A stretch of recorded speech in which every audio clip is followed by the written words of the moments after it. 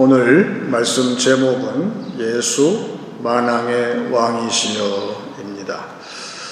요사이 미국의 트럼프 대통령이 굉장히 신기한 프로젝트를 발표를 했는데 미국 북미 전체를 덮을 수 있는 방공망이라 할 수 있는 아이언돔이라는 그런 미사일들을 다 격추시킬 수 있는, 그래서 미국 사람들은 안전하게 살 수 있는 그런 돔 형태의 방공망을 설치하겠다. 그래서 세상이 굉장히 요동을 치고 있어요.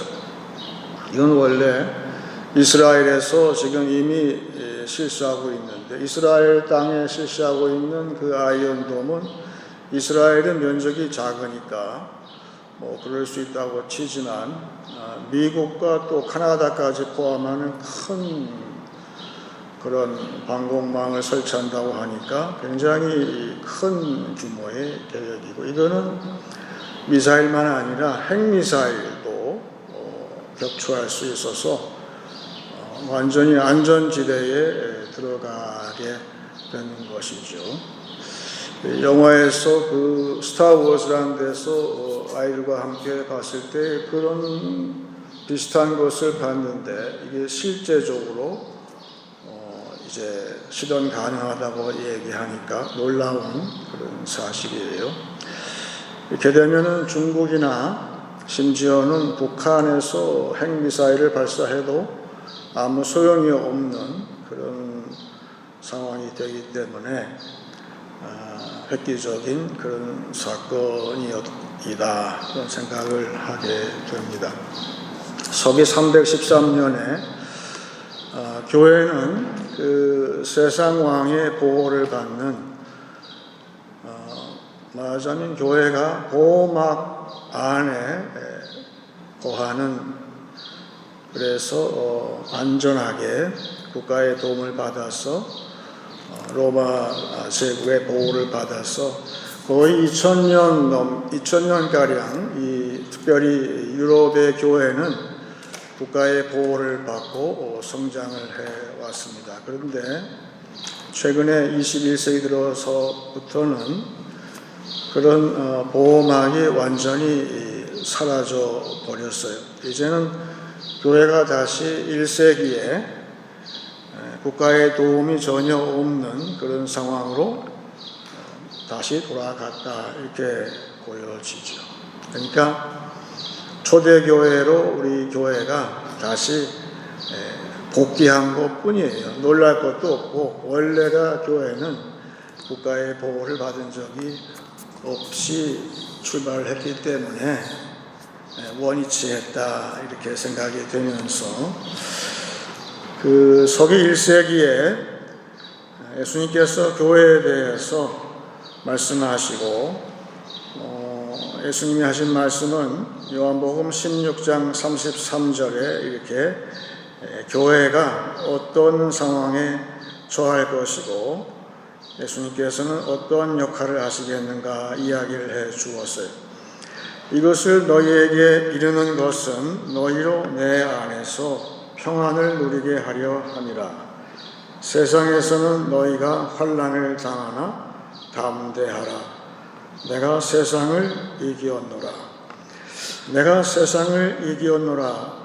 이 말씀이 가장 중요한 말씀인데 예수님은 십자가에서 모진 고초를 당하시고 세상의 왕의 모든 계획을 무력화시키시고 나가서 그 마귀의 계획을 무력화시키시고 결국은 모든 세상 왕들 위에 또한 마귀 위에 그러한 만왕의 왕으로서 이제 즉위를 하신 사실을 지금 다시 한번 되새기고 있으시면서 그런데 재미있는 것은 교회에다가 보호막을 씌워서 보호해 주는 것이 아니라 너희들은 세상에서 환난을 당한다고 하셨어요. 그러니까 지금 성도와 교회는 세상으로부터 환난을 당하고 있는데 그 환난 당하는 것에 대해서는 예수님은 보호를 해 주시지는 않는다고 했어요. 그런데 우리가 어떻게 그 싸움을 이길 수 있는가? 적의 공격을 우리가 능히 이길 수가 있는가? 그건 믿음이라고 했어요. 그러니까 이미 예수님께서 만왕의 왕이시기 때문에 그 만왕의 왕을 내가 믿을 때에는 예수님처럼 초반에는 고전을 하는 것처럼 보이지만 결국은 성도와 교회는 이 세상을 이긴다는 믿음, 그거를 너희가 믿느냐라는 것이죠. 예수님의 질문을 우리한테 하는 거예요.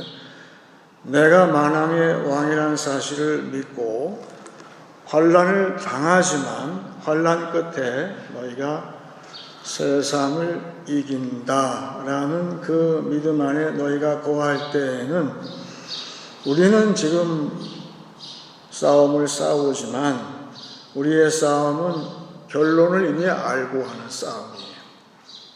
그게 참 매력이 있어요.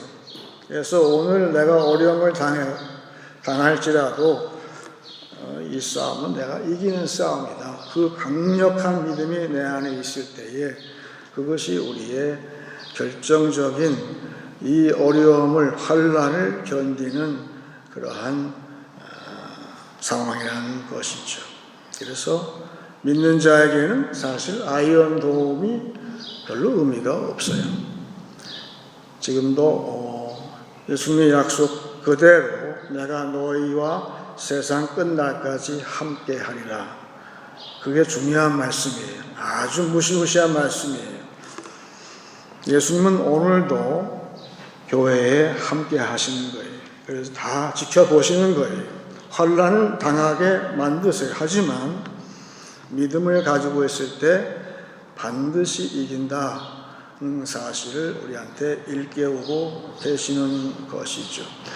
그래서 우리한테 믿음이 중요한데 믿음만 중요한 것이 아니라 우리가 그 믿음이 있을 때에 성도한테 교회할 때는 그 손에 무기를 쥐어주신다는 것이죠. 보통 글씨를 쓴 펜이 그 칼보다 더 힘이 세다.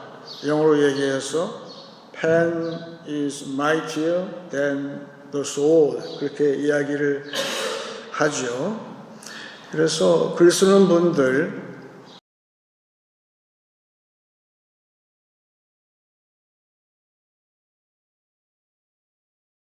그 작가분들 보게 되면 참 밤을 새워서 글을 아이디어를 내기 위해서 애를 쓰는데 여러분 글을 쓰는 작가 또 신문사의 기자들의 생명이 뭘까요? 그거는 세상에서 발생하는 모든 문제를 더 깊이 추적을 해서 거기에서 진실을 밝혀내는 데 있어요. 여러분 소설가들 그런 분들 그 진리를 밝혀내기 위해서 아주 깊이 들어가잖아요. 우리 범인들은 볼 수 없는 데까지 들어가서 세상에 이 진실된 것을 드러내는 데까지 갈 것처럼 또한 신문사의 언론의 기자들도 겉에 보이는 것 말고 더 깊이 파서 과연 진실이 무엇인가라고 그 진실의 펜으로서 그 기사를 쓸 때에 거기에는 능력이 있다는 것이죠. 그것이 능력이죠. 그런데 계시록 19장 11절에서 예수님과 그 예수님을 따르는 무리, 우리는 예수님을 따라가는 추종하는 그런 무리인데 그런 우리를 보고 요한계시록은 이렇게 썼어요. 또 내가 하늘이 열린 것을 보니 보라 백마와 그것을 탄 자가 있으니 그 이름은 충신과 진실이라. 그가 공의로 심판하며 싸우더라. 이것은 얼핏 볼 때에는 요한이 볼 때에는 예수님의 모습, 백마를 타신 하얀 말을 타신 예수님의 모습을 쓴 것처럼 보이기도 하지만 양면성이 있어. 이것은 예수님만이 아니라 만왕의 왕이신 모든 권세를 지신 예수님만이 아니고 그 예수님을 따르는 그러한 무리를 지칭하는 것이기도 한 것이죠. 그 이름이 두 가지가 나오는데 하나는 충신이라고 되어 있어요. 교회와 성도는 누굴까요? 예수님을 배신하지 않는 사람들이지요. 내가 죽을지언정 나는 예수를 배신하지를 않아요. 십자가를 부인하지를 않아요. 내가 환난을 당할지언정 나는 십자가만을 의지하는 그 충신이라고 했어요. 또 하나는 진실이라는 거예요. 성도는 성령이 함께 하시기 때문에 거짓을 타협 불가해요. 타협할 수가 없어요.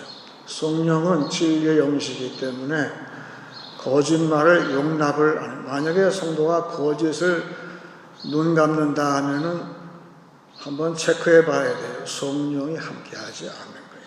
성령이 함께 하시기 때문에 진실하다. 이 두 가지 목이 항상 충성하고 또한 항상 진실된 그러한 증인처럼 예수님을 따르는 마치 사령관을 따르는 그 용사들처럼 그 손에 그 충성과 진실의 무기가 있을 뿐더러 요거 다음에 나온 거 보게 되면 한 가지 더 무기가 있는데 그 무기는 더 큰 무기예요. 그거는 피 뿌린 말씀이라고 그랬어요. 말씀이 우리가 옷을 입는데 그 말씀의 옷을 입는데 말씀에 피가 뿌려졌다고 했어요. 그냥 말씀이 아니라 왜 말씀에다가 피를 뿌렸을까요? 그것은 피를 뿌림으로 말미암아서 교회의 말씀, 강단의 말씀, 또한 성도가 밖에 나가서 세상에서 내가 대화하는 가운데 하는 말씀에 이 말씀에 피가 뿌려졌다는 뜻은 성령이 증거한다는 말씀이에요. 성령은 예수님은 구원의 보혈의 피로 우리를 이끄셨지만 성령은 우리의 말을 가지고 하시는데 우리의 입술의 말이 성령이 증거할 때에 성령은 그 듣는 그 사람을 변화시키는, 말하자면은 영어로 얘기해서 sanctify 하는 말이 된다는 것이죠. 이게 중요한 것이죠. 저와 여러분이 세상에서 하는 그 말이 그냥 말이 아니라 이 세상을 거룩하게 하는 sanctifying message가 된다는 거예요. 이 무기가 우리 입에 있어요. 이 보통 권세가 아닌데 이 세 가지 충성, 우리는 항상 군인인데 항상 충성되고 항상 진실된 말만 하고 또 그 말씀이 피 뿌린 말씀이 되어서 세상을 성화시키는, 그래서 우리 교제가 의미가 있는 거예요.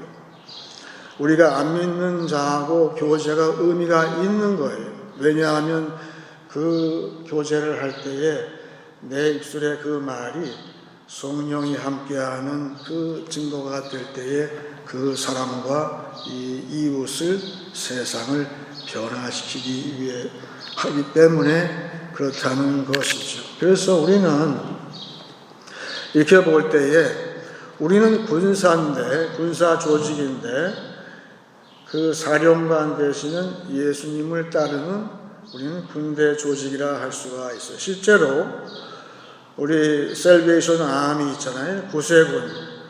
그 윌리엄 부스 그분은 아예 성경 그대로 그 교단 조직을 사령관이 있고 장교가 있고 그 다음에 일반 사병이 있고 그렇게 군대 조직으로 만들어서 오늘까지도 그렇게 하고 있어요. 그런데 성경을 보게 되면 우리가 잘 아는 민숙이라는 것은 숫자라는 뜻인데 원래는 오합지졸이고 노예에서 해방되었지만 그 다음에 민수기에서는 그 사람들, 그 오합지졸에 세상에서 교회로 나온, 광야 교회로 나온 분들을 군대로 만드는 이야기가 민수기인데 그게 숫자가 나오는 거예요. 12지파를 전부 군대 조직으로 만들어서 행진하게 했어요. 그런데 환경은 광야의 환경인 것이죠. 그렇게 해서 그런데 40년간을 진행하다 보니까 사령관 되시는 그 하나님, 전능한 하나님을 믿지 못해서 1세대 용사들은 전부 광야에서 죽었지만 2세대 아이들은 가나안 땅에 들어가는 하나님의 역사를 보았던 것처럼 신약 성경도 똑같이 사도 바울은 성도와 교회를 사령관 되시는 예수를 따르는 군사라고 그랬어요. 특별히 디모데 보고도 너는 군사로서 예수의 명령대로 복종하고 다른 사람도 그렇게 꼭 가르쳐달라고 하고 갔어요. 그러니까 사도 바울의 말씀도 우리 보고 군사라고 하시는데, 근데 오늘 본문 이사야 10장을 보게 되면 같은 이제 이사야의 환상인데, 앞으로 벌어질 상황에 대해서 이사야가 보고 썼는데, 그건 군대에 대한 것인데, 성도와 구약 성도와 신약 성도는 똑같은 것이 있는데, 군인들은 무엇이 빠지게 되면 오합지졸로 다시 가지요? 그것은 훈련이 빠지면 그래요. 그런데 교회와 성도는 그 훈련이 뭘까? 모진 연단을 통해서 그렇게 하세요. 제가 볼 때에는 지금 하나님이 그 보호막을 그 4세기부터 있었던 교회에 덮어 씌워주셨던 국가의 보호막을 다 벗겨버리시고 교회가 고스란히 이 세상의 엄청난 시련과 환란을 지금 통과하게 하시는 것 같아요. 왜? 성도가 군사들로서, 군대 조직으로서 그 환란을 거칠 때에 그 결과가 무엇일까?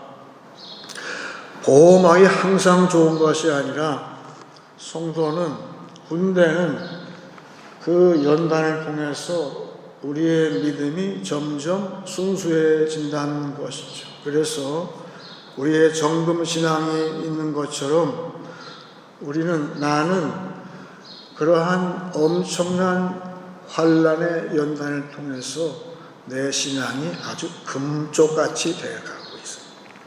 할렐루야죠. 그 수외에는 없기 때문에 이렇게 하시는 거예요. 그래서 사도 바울의 말씀 그대로 환란 중에 기뻐하라는 말이 이해가 조금 되는 거죠. 그래서 이 환란을 거치면 욥의 말처럼 내가 정금처럼 나온다는 말이 그 뜻이라는 사실을 내가 아는데, 그래서 민수기도 그렇지만 신약 성경도 똑같이 오늘 말씀 보게 되면 특이한 말씀이 나오는데, 언젠가 한번 얘기했듯이 오늘 본문 이사야 10장 20절 먼저 보게 되면 그날에 이스라엘의 남은 자와 야곱 족속의 피난한 자들이 다시는 자기를 친자를 의지하지 아니하고 이스라엘의 거룩하신 이 여호와를 진실하게 의지한다고 되어 있어요.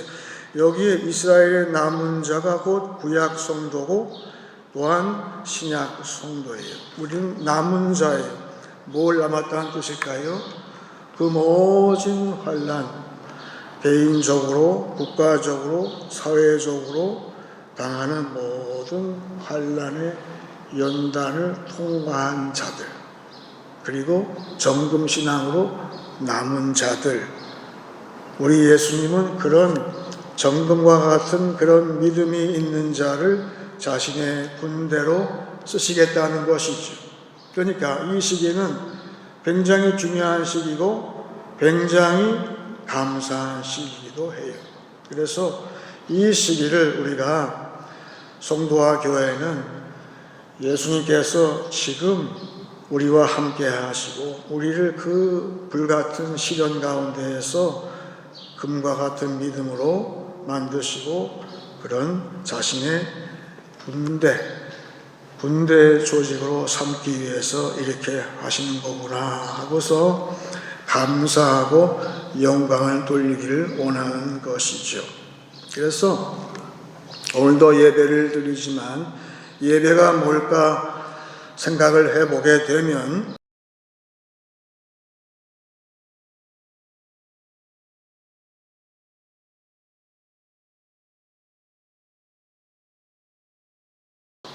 예배는 다른 것이 아니라 군대에서도 가끔 이렇게 점호를 그 사령관 앞에 쭉 모이는 것처럼 예배는 그런 것이에요.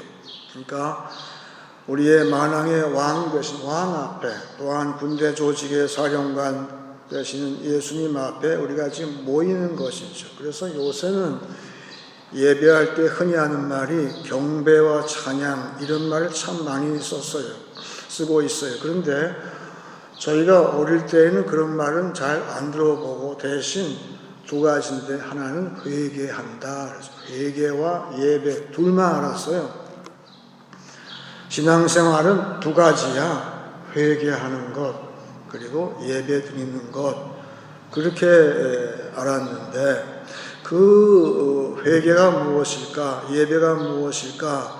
그것을 예수님께서 하나의 이야기로 만들어 주신 것이 누가복음 17장에 나오는 10문둥이 고치는 이야기예요.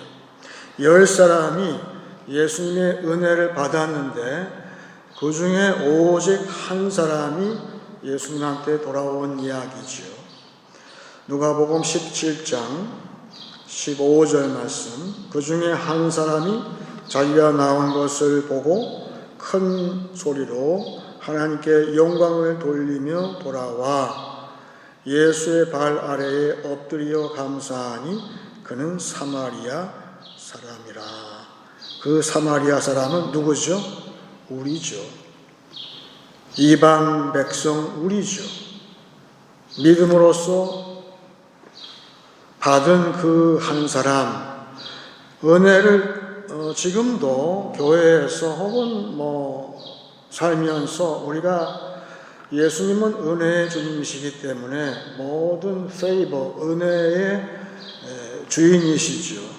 예수님을 통해서 우리가 은혜를 다 받기는 하는데 10명 가운데에서 그 은혜를 받고 이 세상에서 돌이키는 사람은 적다. 은혜 받았다고 참 좋아는 하는데 아직도 세상적인 삶을 산다면 그 9명 그분과 똑같이 되는 것이지만 이 한 명처럼 은혜를 받고 야 이게 보통 은혜가 아니구나 하고서 내가 이렇게 살면 안 되지 하고서 세상을 등지고 세상에서 돌이켜서 나오는 그걸 회개라고 그래요. 그래서 회개가 시작이에요. 모든 예배의 시작은 회개에 있는데 그리고 그 예수님 앞에 엎드렸다 그랬어요. 무릎을 꿇었다는 뜻이죠. 그 말씀의 뜻을 보게 되면 우리의 예배는 무엇일까? 우리의 사령관 되시는 예수님. 군인이 사령관이 지시하게 되면 어떻게 됩니까? 시키는 대로 하잖아요. 진짜 죽는 신임까지 하잖아요. 사령관의 명령이기 때문에 그냥 그대로 행하는 것처럼 그 뜻은 이제 가장 큰 은혜가 뭘까? 강단에서 나오는 그 주님의 말씀을 내가 100% 완전히 의지하고 거기에 그 말씀에 나의 모든 생명을 완전히 맡길 수 있는 것이 그게 최고의 은혜죠. 그 뜻은 10명 가운데에서 이 한 분만 주님의 군사의 숫자에 들어갔다는 뜻이에요. 그렇죠? 민수기처럼 이 한 사람은 그 믿음이 있어서 완전히 예수께 복종하는 나는 이제 세상 왕도 아니고 만왕의 왕이시요 만주의 주이신 예수 한 분에게만 내가 완전히 복종합니다. 그걸 지금 보여준 거예요. 그래서 아까 읽은 오늘 본문 말씀 20절 말씀이 그런 뜻이잖아요. 그날에 이스라엘의 남은 자가 야곱 족속에 피난한 자들이 다시는 자기를 친 자, 여기서는 아수르나 바벨론을 가르칠 때인데 세상 왕이 위협한다고 해서 거기에 의지하지 않겠다는 뜻이에요. 이제 믿음이 있으니까 완전히 복종한다. 어디에? 이스라엘의 거룩하신 이 여호와를 진실하게 의지한다. 진실하게 100% 예수님의 말씀이라면 완전히 거기에 100% 의지하는 그러한 모습. 그래서 우리의 성령은 지금 관찰하시는 중이에요. 이 시대에 과연 누가 그 10명 가운데 한 명 그 사람처럼 주님의 은혜를 사모하고 또한 만왕의 왕이시고 또한 사령관 되신 그분의 명령 앞에 완전히 절대 복종하느냐, 그 사람이 그거를 살피고 계신 거예요. 성령은. 왜? 성령은 그런 사람만 쓰시기 때문에 저 사람을 쓸 수 있겠다. 그래서 우리의 복종이 참 중요한 것이에요. 그래서 예수님은 만왕의 왕이시고 모든 권세를 예수님의 직접 표현처럼 이제 내 손에 하늘과 땅의 모든 권세를 내가 쥐었다 말씀하신 것처럼 예수님의 손에는 권세가 있는데, 그런데 절대 복종하는 우리에게는 그 권세를 위양을 해 주시겠다고 약속을 하시는 거예요. 그 권세가 어떤 권세일까? 오래전에 지금 돌아가신 미국의 레이건 대통령이 있었는데, 이분이 트럼프 대통령처럼 괴한한테 피습을 당했어요. 근데 이분은 직접 그 총알이 이 폐로 들어갔어요. 폐에 들어갔어요. 거의 죽을 뻔했죠.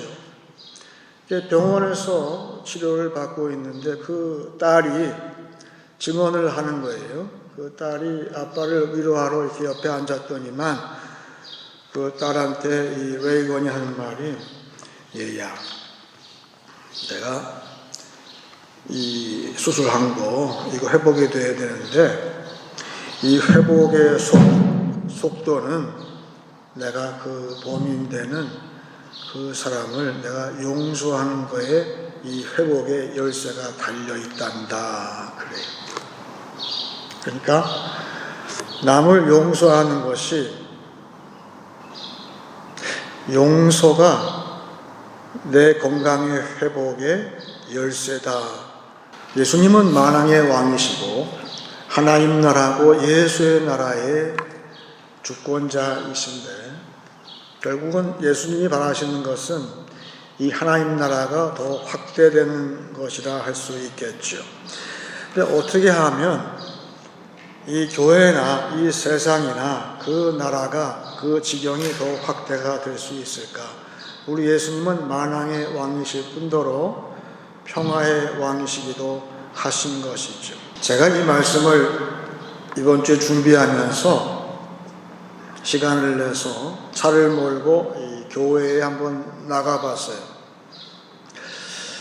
이렇게 말씀을 묵상하는 차원에서 차를 모는데 하이웨이를 쭉 타고 올라가는데 이 말씀 가운데에서 그 사도 바울의 말씀이 딱 떠올랐어요. 나는 죄인 중에 괴수다. 그게 떠올랐어요. 그게 왜 그랬을까? 사도 바울은 교회에 그런 참 복잡한 문제, 자신을 반대하고 대적하고 또 교회의 분란을 일으키는 모든, 화합을 깨는 그런 모든 사람들 앞에 섰을 때 그 말을 했거든요. 그래서 사도 바울의 목회가 어떤 비결이 있었을까? 그것은 사도 바울도 예수님의 군사로서 예수님 앞에 기도하면서 나갔겠죠. 혹은 예배 중에 나갔을 때에 주님이 바울한테 하는 말씀은, 네가 네 주변에 있는 너를 대적하는 사람들 때문에 고민하고 있느냐? 근데 너는 죄인 중에 괴수다 라는 말씀을 들은 것 같아요, 저는. 그 말씀을 제가 떠올리면서 내가 참 그 차 안에서 많이 울었어요. 그 바울의 심정이 떠올려서 교회는 그거구나. 속상하게 하고 속 썩이는 사람을 내가 대하고 먼저는 내가 그 사람을 판단하는 마음이 생길지라도 예수님 말씀에 나보고 죄인 중에 괴수라고 할 때 그것이 바로 예수님이 나한테 선포하는 의라는 사실을 알았어요. 예수님의 의가 몰려왔다는 것이죠. 그러니까 예수님의 의가 몰려올 때는 누구든지 그 예수님의 그 말씀이 나한테 의가 되어서 결국 내가 문제라는 거예요. 내가 문제가 돼서 예수님의 의 앞에 내가 서니까 그 나는 완전히 다른 사람의 문제가 아니라 내가 문제가 되고 내가 죄인 중에 괴수다. 그런데 희한한 거는 이렇게 울고 나니까 제 마음에 기쁨이 넘치는 거예요. 그 희한하죠. 예수님의 의를 내가 받았어요. 근데 내 마음에 기쁨이 넘쳐요. 왜 그럴까? 내 마음에 찾아온 사도 바울의 오래전에 사도 바울의 마음에 찾아온 그 평강과 함께 기쁨, 거기에는 이제 다른 사람을 용서하는 것이 찾아왔다는 것이고, 여러분, 용서는 감정도 아니고 용서는 권세라는 사실을 제가 깨달았어요. 다시금 남을 용서하는 것은 나한테 권세가 있어야 돼요. 그 권세는 오직 예수님한테서 나와요.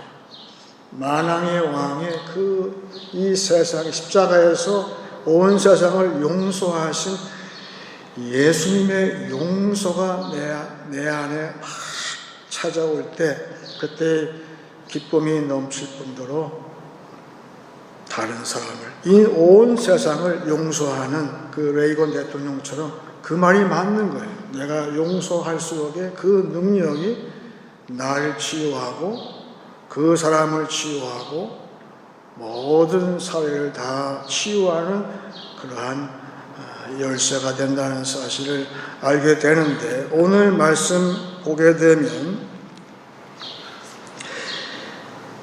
22절 보시면 이스라엘이여 네 백성이 바다의 모래 같을지라도 남은 자만 돌아오리니 넘치는 공의로 파멸이 작정되었습니다. 나는 죄인의 괴수예요. 따라서 나는 장차 파멸이 예정되었는데 예수님께서 죄인의 괴수된 나를 용서하시겠다는 그 공의가, 예수님의 의가 나를 덮는다는 거예요. 그 찬송가가 떠오른 거예요. 물밀듯 내 마음에 기쁨이 넘친다는 거예요.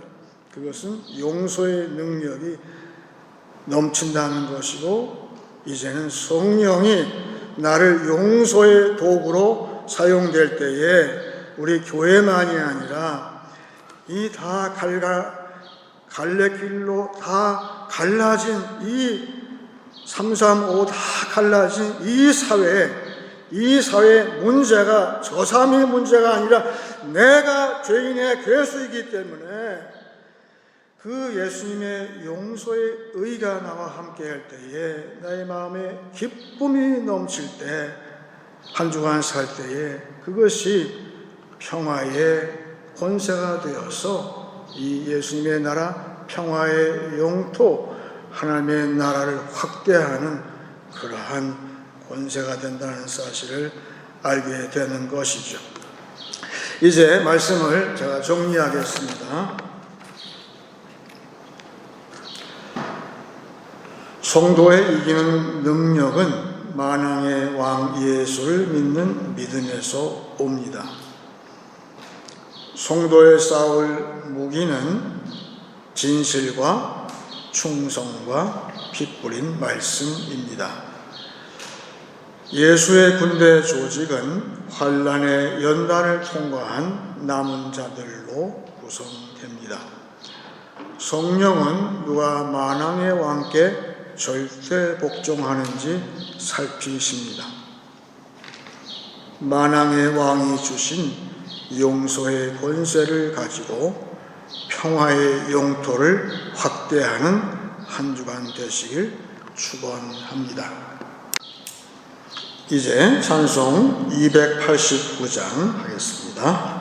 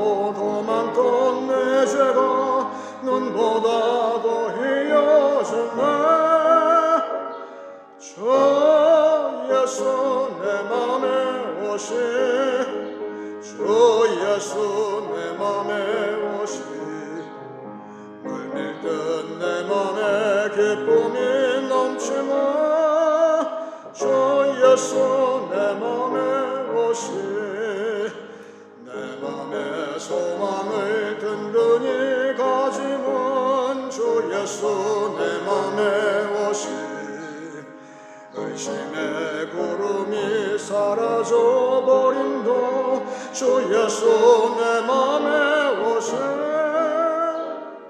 주 예수 내 맘에 오시 주 예수 내 맘에 오시 물밀듯 내 맘에 기쁨이 넘치며 주 예수 내 맘에 오시 사방에 음침한 골짜기 가다가 밝은 빛 호련히 비추 저 멀리 하늘문 환하게 보임도 주 예수 내 맘에 오시 주 예수 내 맘에 오시 주 예수 내 맘에 오시 물밀듯 내 맘에 기쁨이 넘치며 주 예수 내 맘에 오시 내가 저 천성에 올라가 살기는 주 예수 내 맘에 오시 천성에 올라가 주님을 뵈리니 그 기쁨 비길 데 없네 주 예수 내 맘에 오시 주 예수 내 맘에 오시 물밀듯 내 맘에 기쁨이 넘치며 주 예수 내 맘에 오시. 이제 기도할 때 제가 먼저 요한계시록 19장을 읽고 같이 기도하기 원합니다. 또 내가 하늘이 열린 것을 보니 보라 백마와 그것을 탄 자가 있으니 그 이름은 충신과 진실이라 그가 공의로 심판하며 싸우더라. 그 눈은 불꽃 같고 그 머리에는 많은 관들이 있고 또 이름 쓴 것 하나가 있으니 자기밖에 아는 자가 없고 또 그가 피 뿌리는 옷을 입었는데 그 이름은 하나님의 말씀이라 칭하더라. 하늘에 있는 군대들이 희고 깨끗한 세마포 옷을 입고 백마를 타고 그를 따르더라. 그의 입에서 예리한 검이 나오니 그것으로 만국을 치겠고 친히 그들을 철장으로 다스리며 또 친히 하나님 곧 전능하신 이의 맹렬한 진노의 포도주 틀을 밟겠고 그 옷과 그 다리에 이름을 쓴 것이 있으니 만왕의 왕이요 만주의 주라 하였더라. 다 같이 기도하겠습니다.